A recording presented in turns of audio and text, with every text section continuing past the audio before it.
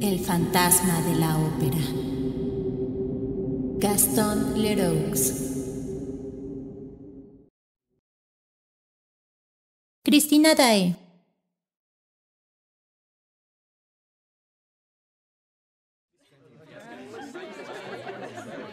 En el primer descanso de la escala, la Sorelli se encontró con el conde de Chagny que subía.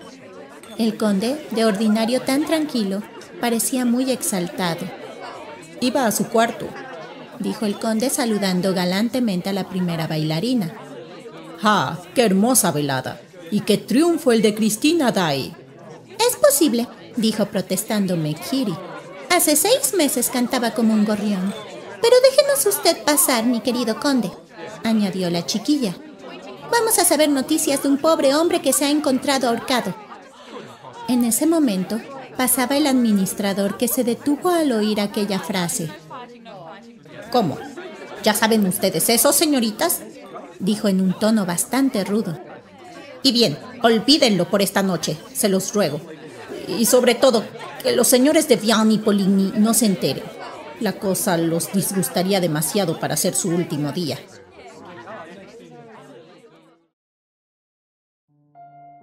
Todo el mundo se fue al salón de baile, que estaba ya invadido. El conde de Chagny tenía razón. Jamás una función de gala fue comparable a aquella.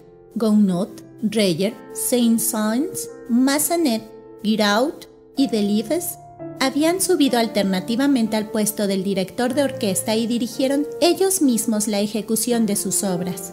Tuvieron entre otros intérpretes a Faure y a Lacroix.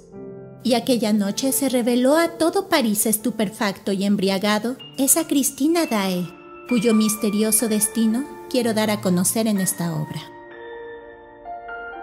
El conde Felipe de Chagny tenía entonces 41 años, era un gran señor y un muy buen mozo. Tenía un excelente corazón y una honrada conciencia. Por la muerte del viejo conde Filiberto, había llegado a ser el jefe de una de las más ilustres familias de Francia y con una considerable fortuna. Cuando el conde, que era viudo, murió, no fue poca tarea para Felipe la de administrar tan pingüe patrimonio. Sus 2 hermanas y su hermano Raúl no quisieron oír hablar de particiones y dejaron la fortuna indivisa, remitiéndose en todo a Felipe, como si no hubiera dejado de existir el derecho de primogenitura. Cuando se casaron las 2 hermanas, en el mismo día, tomaron la parte de su fortuna de manos de su hermano, no como una cosa que les pertenecía, sino como una dote por la que le expresaron su reconocimiento. La condesa de Chagny había muerto al dar a luz a Raúl, nacido 20 años después de su hermano mayor. Cuando murió el viejo conde, Raúl tenía 10 años. Felipe se encargó activamente de la educación del muchacho y fue admirablemente secundado en esta misión por sus hermanas en primer lugar y después por una tía anciana, viuda de marino, que vivía en Brest y que aficionó al joven Raúl a las cosas de mar. El joven entró en el Borda, salió con uno de los primeros números e hizo tranquilamente su viaje de la vuelta al mundo. Gracias a poderosos apoyos, acababa de ser designado para formar parte de la expedición oficial de Requin, que tenía la misión de buscar en el hielo del polo a los supervivientes de la expedición de d'Artois, de los que no se tenían noticias hacía 3 años. Mientras tanto, estaba gozando de una larga licencia de 6 meses. En aquella época tenía un poco más de 21 años, aunque representaba solo 18 y era muy tímido. Felipe mimaba mucho a Raúl. En primer lugar, estaba orgulloso de él y preveía con júbilo una carrera gloriosa para su hermano menor en aquella marina en la que uno de sus antepasados, el famoso Chagny de la Roche, había desempeñado el cargo de almirante. Felipe aprovechaba la licencia del joven para mostrarle París, en lo que podía ofrecer de goces lujosos y de placeres artísticos. El conde estimaba que a la edad de Raúl el exceso de prudencia no es enteramente prudente. Felipe poseía un carácter muy bien equilibrado, ponderado en sus trabajos como en sus placeres, siempre muy correcto e incapaz de dar a su hermano un mal ejemplo. Lo llevaba a todas partes con él y hasta le hizo conocer el salón de baile. En esa época se contaba que el conde estaba exageradamente bien con la Sorelli, pero no se podía considerar como un crimen en aquel aristócrata soltero, y que en consecuencia tenía a su disposición mucho tiempo desocupado, sobre todo desde que sus hermanas se habían casado, que fuese a pasar 1 hora o 2 después de comer en compañía de una bailarina que, evidentemente, no era muy distinguida, pero que tenía los más hermosos ojos del mundo. Y además hay sitios en los que un verdadero parisiense, cuando tiene la categoría del conde de Chagny, debe mostrarse, y en esa época el salón de baile de la ópera era uno de esos sitios. ¿Acaso el conde no hubiera llevado a su hermano a los bastidores de la ópera si éste no hubiera sido el primero en varias ocasiones en pedírselo con una obstinación de la que el conde debía acordarse más adelante?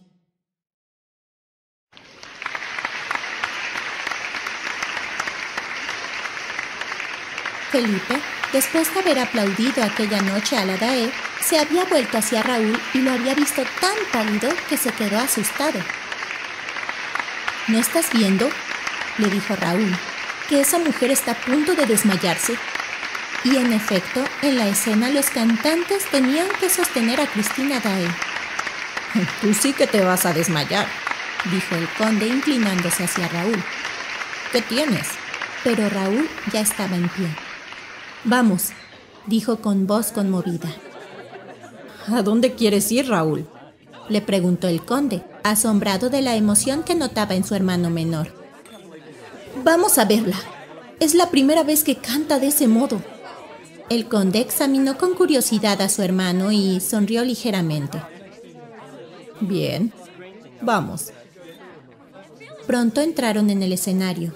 Una multitud de hombres de frac caminaba hacia el salón de baile o se dirigía a los cuartos de los cantantes.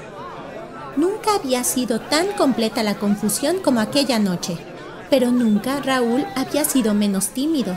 El joven, apartando todo obstáculo, estaba preocupado únicamente de la que le había arrancado el corazón con su voz mágica.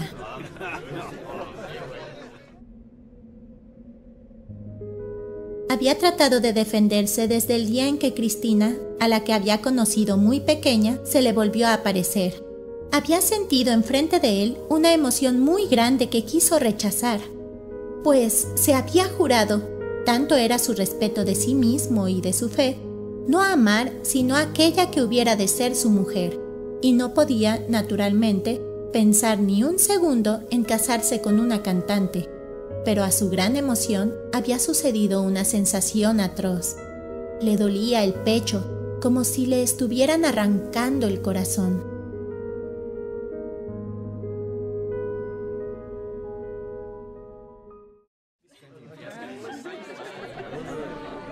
Al conde Felipe le costaba trabajo seguirlo. En el fondo del escenario, pasada la puerta que se abre ante los escalones que conducen al salón y los que llevan a los palcos de izquierda de la planta baja, Raúl tuvo que detenerse ante las pequeñas bailarinas que bajaban y obstruían su paso. Por fin pudo pasar y se metió en las sombras de un corredor donde se oían entusiastas exclamaciones. ¡La Daae! ¡La Daae! El conde, detrás de Raúl, iba pensando. El bribón conoce el camino. Y se preguntaba, ¿cómo lo habrá aprendido? Jamás había llevado él mismo a Raúl al cuarto de Cristina. Preciso es creer que el joven había ido solo mientras el conde estaba como de ordinario charlando con la Sorelli, que le rogaba a menudo que estuviese a su lado hasta que entraba en escena, y que tenía a veces la manía tiránica de darle a guardar las pequeñas polainas con que se bajaba de su cuarto para garantizar el brillo de sus zapatos y la limpieza de su malla color carne. El conde, aplazando unos minutos la visita que debía a la Sorelli, siguió pues la galería que llevaba al cuarto de la Daae y vio que nunca había estado tan frecuentada como aquella noche, en la que todo el mundo parecía alterado por el éxito de la artista y también por su desmayo, porque la hermosa niña no había vuelto todavía en sí, y habían ido a buscar al médico del teatro, que llegó en ese momento empujando a los grupos y seguido de cerca por Raúl, que iba pisándole los talones. De este modo, El médico y el enamorado se encontraron al mismo tiempo al lado de Cristina, que recibió los primeros cuidados del uno y abrió los ojos en los brazos del otro. El conde se había quedado con otras muchas personas en el umbral de la puerta ante la cual se ahogaba la gente. ¿No le parece a usted, doctor, que esos señores debieran desocupar un poco el cuarto?, preguntó Raúl con increíble audacia. Tiene usted muchísima razón, respondió el médico, y puso en la puerta a todo el mundo, menos a Raúl y a la doncella. Esta miraba a Raúl con el más sincero asombro. No lo había visto en su vida. No se atrevió, sin embargo, a interrogarlo. Y el médico pensó que si aquel joven obraba de ese modo, era evidente que tenía derecho para hacerlo. De tal manera que el vizconde se quedó en el cuarto contemplando cómo la Daae renacía a la vida, mientras que los mismos directores, señor Devian y Poligny, que habían ido a expresar su admiración a la cantante, eran rechazados al pasillo con la multitud de los señores de frac. El conde Chagny, puesto en la puerta como los demás, se reía a carcajadas. ¡Ja! El muy bribón. El muy pillo, pensaba radiante, terminando por decirse. Es un Chagny. Después se dirigió al cuarto de la Sorelli, pero ésta bajaba al salón con su pequeño rebaño temblando de miedo, y el conde la encontró en el camino, como ya hemos dicho. En el cuarto, Cristina Daae había lanzado un suspiro, al que respondió otro de entusiasmo. La cantante volvió la cabeza, vio a Raúl y se estremeció. Miró al doctor y le dirigió una sonrisa. Después miró a la doncella y otra vez a Raúl. «Caballero», preguntó a este último con voz débil, «¿quién es usted?»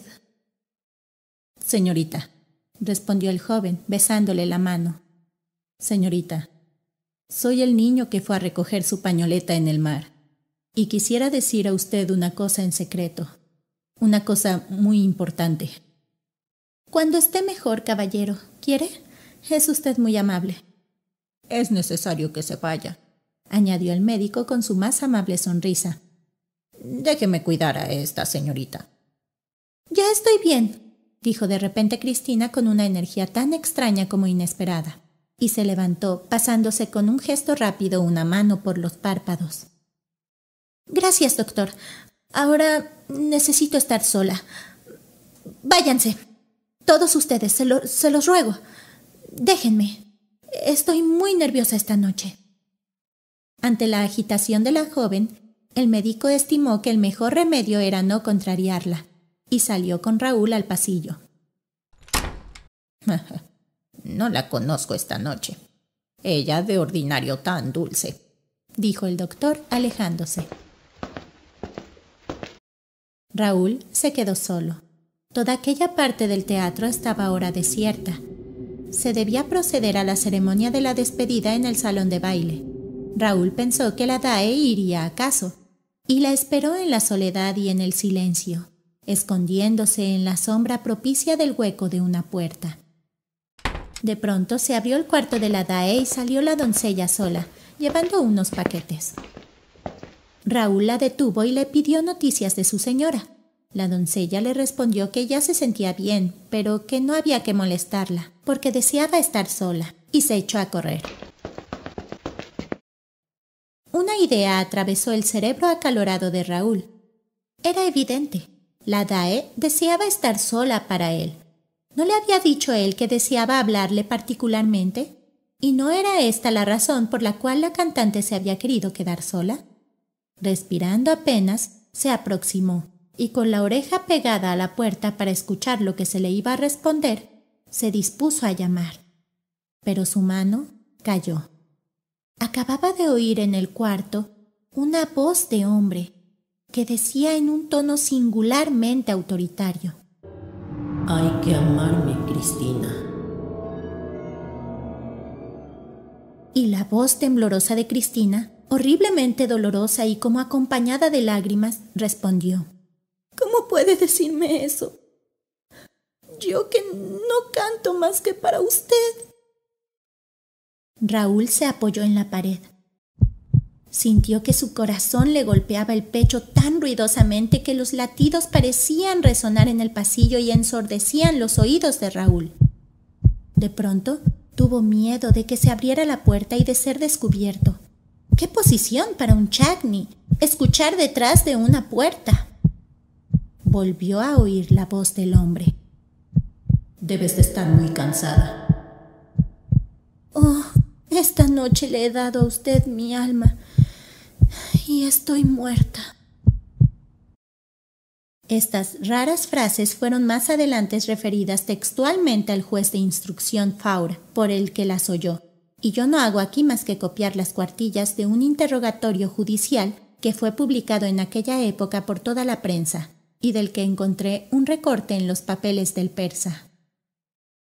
Después de las palabras Los ángeles han llorado esta noche, el vizconde no oyó nada más. No se marchó, sin embargo, pero como temía ser sorprendido, se volvió a esconder en su rincón oscuro, decidido a esperar ahí a que el hombre saliese del cuarto. Acababa de aprender en el mismo instante el amor y el odio. Sabía a quién amaba y quería saber a quién odiaba. Con gran estupefacción suya, se abrió la puerta y Cristina Daae, envuelta en pieles y con la cara tapada con un encaje, salió sola. La cantante cerró la puerta, pero Raúl observó que no echaba la llave. Cristina pasó y él no la siguió ni siquiera con los ojos, pues sus ojos estaban en la puerta que no se abría. El pasillo estaba entonces desierto. El joven lo atravesó, abrió la puerta del cuarto y la volvió a cerrar después de haber entrado. Se encontraba en la más absoluta oscuridad. Habían apagado el gas. «Aquí hay alguien», dijo Raúl con voz vibrante. «¿Por qué se oculta?» Y al decir esto, tenía apoyada la espalda en la puerta cerrada. La noche y el silencio. Raúl no oía más que el ruido de su propia respiración. Ciertamente el joven no se daba cuenta de que la indiscreción que estaba cometiendo iba más allá de todo lo que se podía imaginar. «No saldrá usted de aquí hasta que yo lo permita», exclamó el joven enamorado. «Si no me responde, usted es un cobarde, pero yo sabré desenmascararlo». Encendió una cerilla y la llama iluminó el espacio. No había nadie en el cuarto.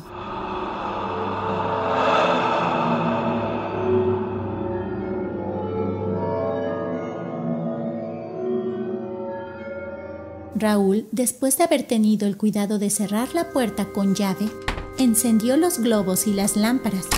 Penetró en el cuarto tocador, abrió los armarios, buscó, tentó las paredes con sus manos sudorosas. Nada. ¿Qué es esto?», dijo en voz alta. ¿Me estoy volviendo loco? Se estuvo así 10 minutos, escuchando el silbido del gas en la paz de aquel cuarto abandonado. Aún estando enamorado, no pensó siquiera en robar una cinta que le hubiera llevado el perfume de la amada. Salió sin saber lo que hacía ni a dónde iba. En un momento de su incoherente paseo, un aire vivo le pegó en el rostro. Se encontraba en el fin de una escalera, por la que bajaban detrás de él un cortejo de obreros inclinados sobre una especie de camilla cubierta con un lienzo blanco. «¿Dónde está la salida?», dijo a uno de aquellos hombres. «La está usted viendo enfrente», le respondieron. «Pero déjenos pasar». Maquinalmente el joven preguntó señalando la camilla. «¿Qué es esto?». «Es José Bouquet, a quien se ha encontrado ahorcado». Raúl se apartó para dejar pasar el cortejo, saludó y salió.